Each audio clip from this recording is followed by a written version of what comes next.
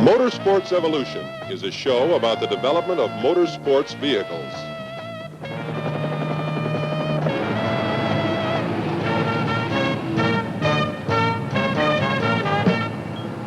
The motor car has been with us less than a century, but in that time it's become an absolute necessity for most of us. Today there are almost 100 million automobiles in the U.S., and a lot of them are on the Ventura Freeway. We'll show you some of the most exciting highlights of motorsports history, ranging from the early 1900s to the present. The motorsports craze began with the first crude engine installed in the first buggy, which gradually dispensed with the horse. Motorized buggies were just rich men's toys for several years, until two motor car owners got together and decided to run the first race. And daredevil racers have been at it ever since. The first organized auto race was in France in 1894, won at a dashing speed of 11.6 miles per hour. The first Grand Prix was held in France in 1906, and promoted races have been held ever since that date. Closed course racing's earliest days were at the famous Brooklands track in Great Britain in 1907. The Indianapolis Speedway got rolling in 1911 with a Memorial Day 500-mile race. 74 miles per hour was the speed of the day, and the race was won by Ray Haroon.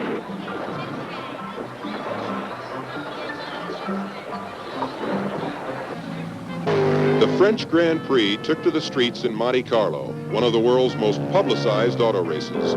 Very exciting and exhausting for the drivers, and tedious for the audience.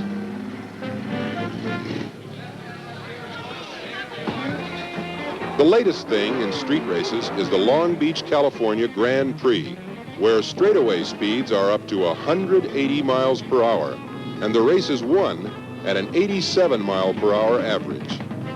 These are Formula One cars, of which the Ferrari is a consistent leader.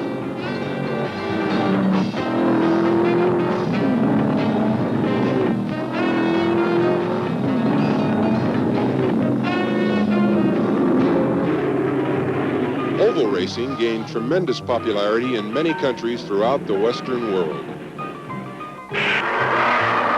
Individual drivers became popular with the audience, and fan clubs were seen at every track, and racing begins to come of age throughout the 1920s. Many improvements which are commonplace on the family car have been developed through racing.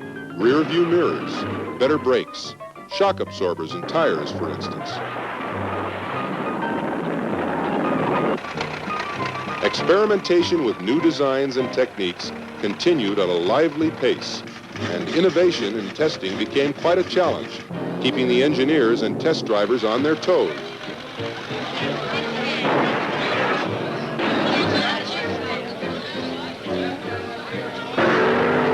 Road racing and oval racing wasn't exciting enough for all the young sports, and so many other forms of racing were born. Drag racing, a quarter-mile race from a standing start, was one of these.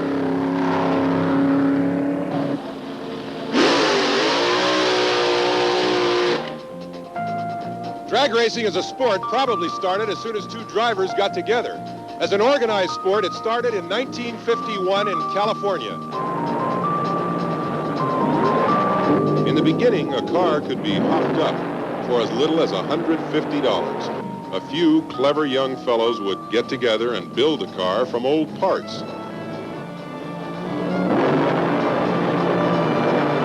As in all things that started in a simple manner, improvements were made in car and engine until at the present time, 1,500 horsepower and quarter-mile speeds up to 250 miles per hour are common. Of course, the costs escalated faster than anything else, and it will now take $50,000 or so to put a top competitive car on the drag strip.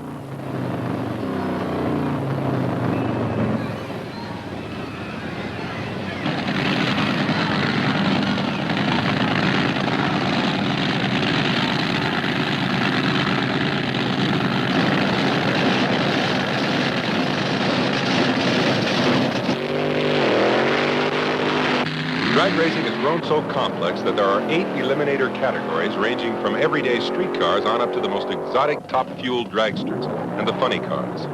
Funny cars are short wheelbase dragsters with a fiberglass body which is patterned after a conventional car. Tom McEwen is one of the leading contenders for the funny car title. Tom, tell us about your car. It's a 480 cubic inch engine. It's a stock bore, half-inch stroke, supercharged. It's about 6-to-1 compression, pistons in it. Then you add the supercharger and the fuel. It's got about 20-to-1 compression when it's running. The thing puts out a lot of power. It'll make anywhere up to 3,000 horsepower depending on how hard I run it. The car weighs 1,950 pounds with me in it, which is the legal NHRA weight. It's a 120-inch wheelbase. Engine's out about 60 inches from the rear end. I run my motor a little farther forward in the car than most guys do. It's, like I say, it's a fiberglass Corvette body. It's got fire extinguishers on board. It has 2 parachutes on it.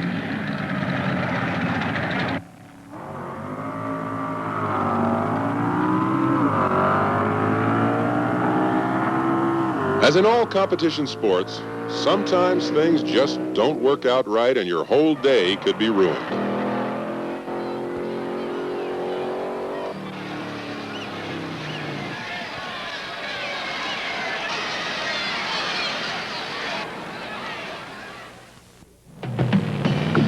Variations to the standard theme are commonplace, and so why not make a car to run in deep sand? These are called dune buggies.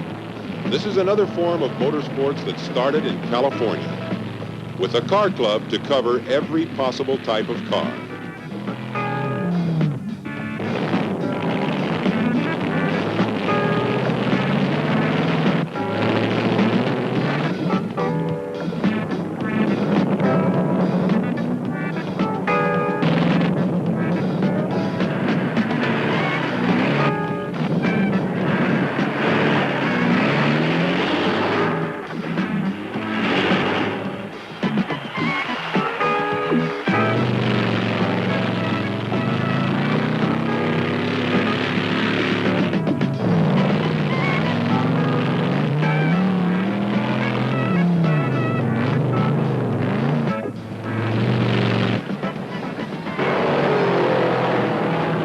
The sports car craze started in Europe. It wasn't long before the urge to compete brought sport car lovers together in races throughout the world.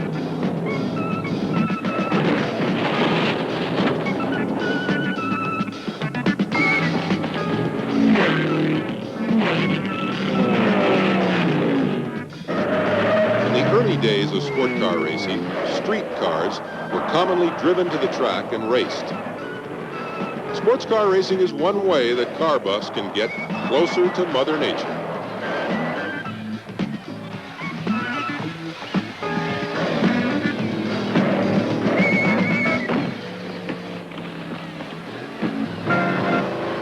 Another variation of automobile competition is to take a family sedan and race it.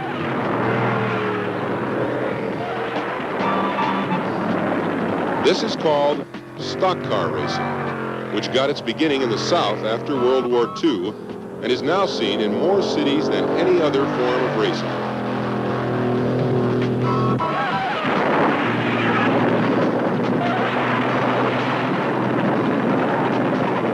These stock cars are highly modified with all kinds of goodies, and you couldn't possibly run them on the street.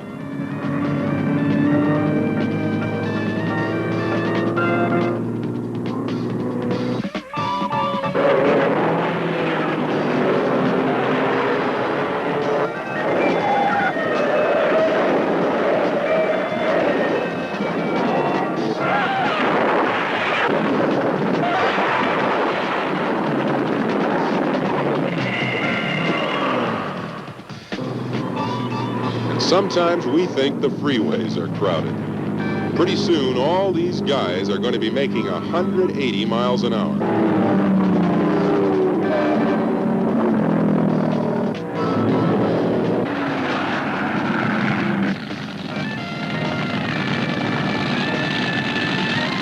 A quick pit stop can make the difference between winning and losing a race. How about that for service? Tailgating like this could cause you serious problems on the highway. In auto racing, they call it drafting. The car behind can ease off on his throttle, while the suction from the lead car helps pull him along. When the following car wants to pass, he hits the throttle, pulls out, and gets a sort of slingshot effect. Speeds of 180 or more are very common to these cars.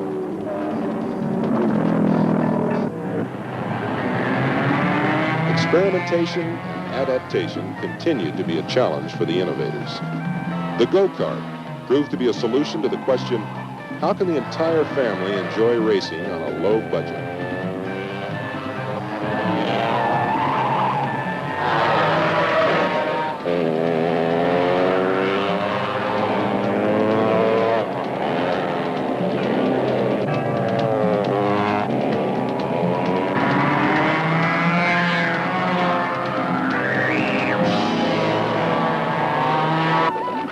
The Aqua car was a fun answer to the man who just couldn't wait to get in the water and take his car with him.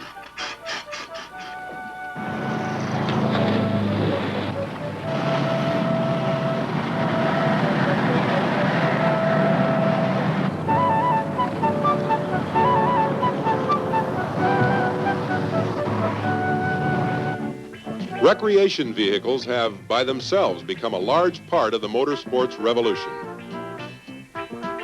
The advent of the van made life much more mobile for the young in heart and spirit. Many vans are mobile crash pads, complete with stereo and wall-to-wall carpets.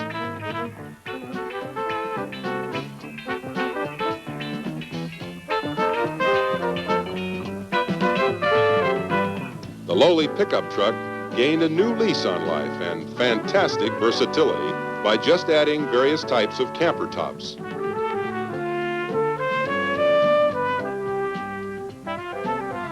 The recreation vehicle holds a promise for those who want to take the good life with them while whizzing along the highway and getting next to nature in the wilds.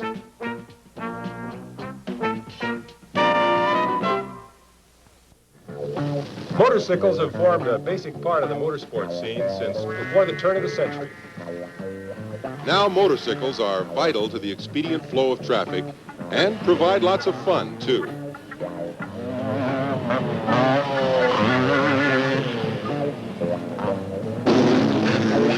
The big scene for motorcycles in the 1970s is motocross racing, which has boomed into a major spectator sport throughout the country.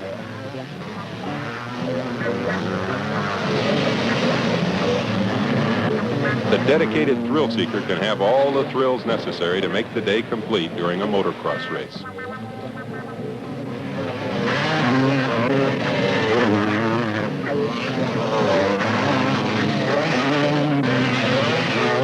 Competition hill climbing has been a continuing challenge through the last several decades.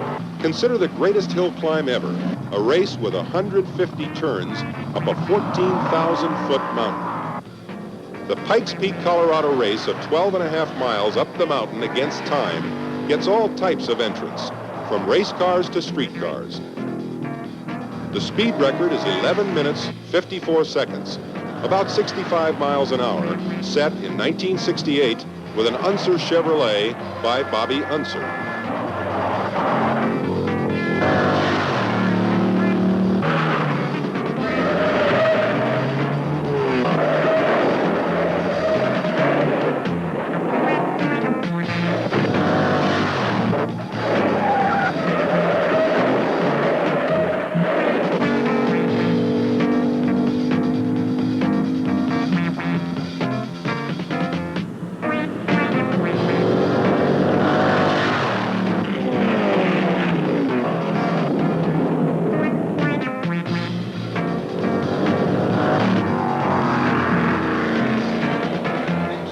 The Indianapolis 500 is pretty well hung on to the record for being top draw in the oval racing circuit, the pinnacle of big car racing. 68 years of racing history and promotion has seen many changes and improvements in the engine. The quest for speed leads one to a never-ending cycle of changes. Superchargers, exotic metals and fuels, more efficient engines, wider tires, and a continuing search for the perfect chassis configuration.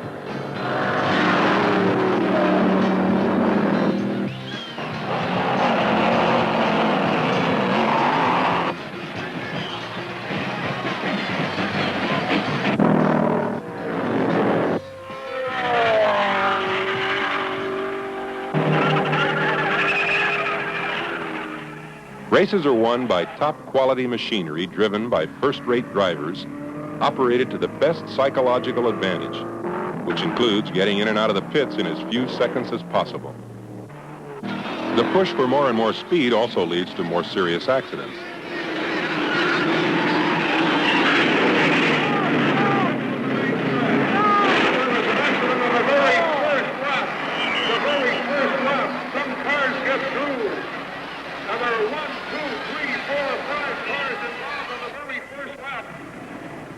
The spread of speed between the 33 fastest and the slowest qualifiers is only about 8 miles an hour. So 33 cars are running close together until the attrition of broken metal, mistakes in judgment, and time takes its toll on the unfortunate. Usually less than half the drivers actually finish the race.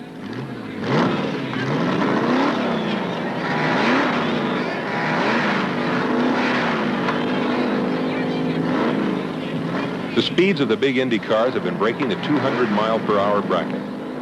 Spectacular is probably the one adjective that can best describe an accident at that speed.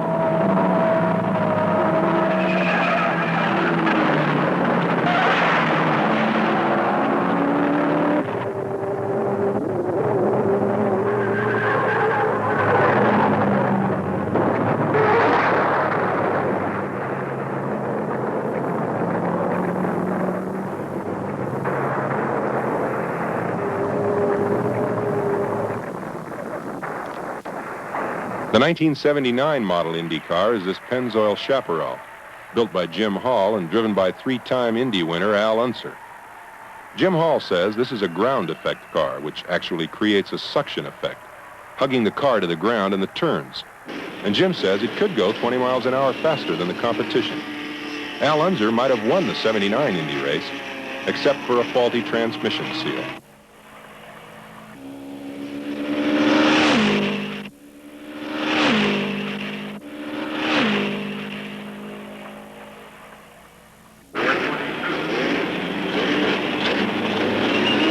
The land speed record for a straight run has been sought by those of a somewhat different type of competitor, because the competition is a clock, and it takes really big money to make a land speed record. Here he comes.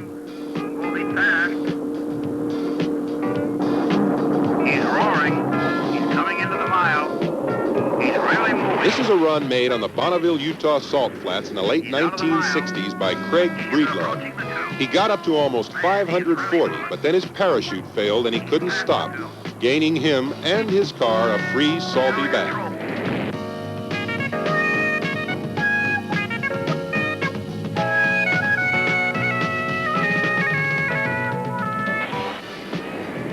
Craig came back with another car powered by a super king-size J79 jet engine and set a new record of just over 600 miles per hour. The record now stands at 622 miles per hour, which was set in 1970 by Gary Gabelich. These speeds approach the limits of compressibility and the speed of sound. Who knows what the ultimate speed is?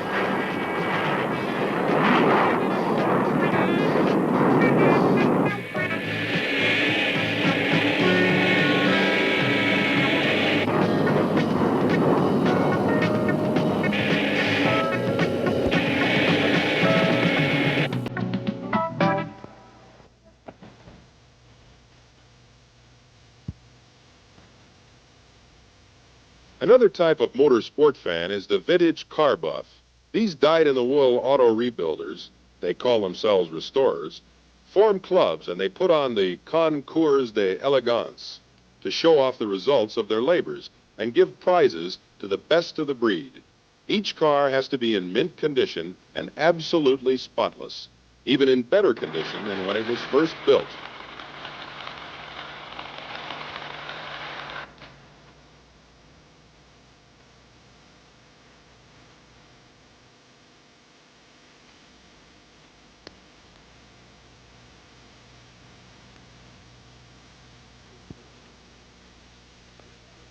If you're a classic car nut or happen to have a recreation vehicle as a mistress, or love dragging, or maybe just plain racing, or whatever wheeled vehicle grabs your fancy, motorsports of all kinds will make more and more of an impression on your future. Would anyone dare to predict the improvements and changes to be made in the next few years?